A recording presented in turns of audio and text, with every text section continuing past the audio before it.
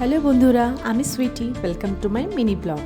উইকেন্ডের সন্ধ্যায় সপরিবারে চলে এসেছি ব্যাঙ্গালোরের ফেমাস রামেশ্বরম ক্যাফেতে। ব্যাঙ্গালোরে থাকে অথচ রামেশ্বরম ক্যাফেতে আসেনি এরকম মানুষ পাওয়া দুষ্কর। কেন তা আপনি এখানে একবার না এলে বুঝবেন না। তো চলুন ভেতরে যাওয়া যাক। গিয়েই দেখলাম সেই চেনা দৃশ্য, অগণিত মানুষের ভিড়, আর ভিড় ঠেলে টিকিট কাউন্টারের দিকে এগোতেই দেখলাম লম্বা লাইন।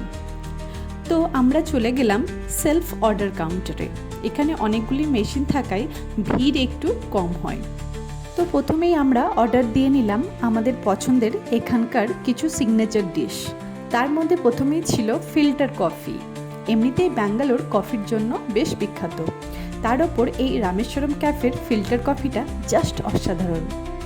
এরপর অর্ডার দিয়ে নিলাম বাটার মশালা ধোসা, ঘি পুরি মশালা ধোসা, ওপেন মশালা ধোসা, গার্লিক রোস্ট ঘি ধোসা, ওপেন ঘি পুরি ইডলি, পোঙ্গল এবং আমার বেবির জন্য একটা বাটার মিল্ক নিয়ে নিলাম। এরপর লম্বা লিস্টের অর্ডার নিয়ে আমরা এগিয়ে চললাম ডেলিভারি কাউন্টারের দিকে। সেখানেও গিয়ে দেখলাম লম্বা লাইন। মানুষ এখানে জাস্ট পাগলের মতো ছুটে আসে বারবার, মাটিতে বসেই খাবার খেয়ে নেয়। এত টেস্ট এই খাবারের। ইন্ডিয়াতে মেবি খুব কম রেস্টুরেন্ট অর ক্যাফে আছে যেখানে মানুষ এত টাকা দাম দিয়ে খাবার কিনে টেবিল চেয়ার বা সিট না পেলেও মাটিতে বসেই খাবার খায়, কোনো রকম ঝামেলা ছাড়াই। তবুও খালি পেটে ফিরে যায় না। তো যাই হোক, অবশেষে আমরা খাবার পেলাম। এখানে সব সেলফ সার্ভিস, নিজের খাবার আপনাকে নিজেকেই আনতে হবে। ভালো কপাল থাকলে সিট ফাঁকা পাবেন, না হলে আপনাকে টেবিলে দাঁড়িয়ে বা ফ্লোরে বসেই খেতে হবে। তো যাই হোক, আমরা অনেকক্ষণ ওয়েট করার পর সিট পাই।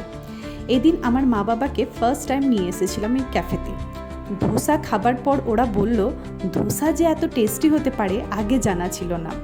ইন্ডিয়াতে বোধহয় এরকম ধোসা কোথাও পাওয়া যায় না, যা হয়তো একদমই সত্যি কথা। সবাই সেটাই বলে এখানে ধোসা খাবার পর। তো যাই হোক, পেট পুজো হবার পর তৃপ্তির ঢেকুর তুলে আমরা বাড়ির উদ্দেশ্যে রওনা দিলাম। আজ তাহলে এইটুকুই থাক, দেখা হচ্ছে নেক্সট ব্লগে। টাটা।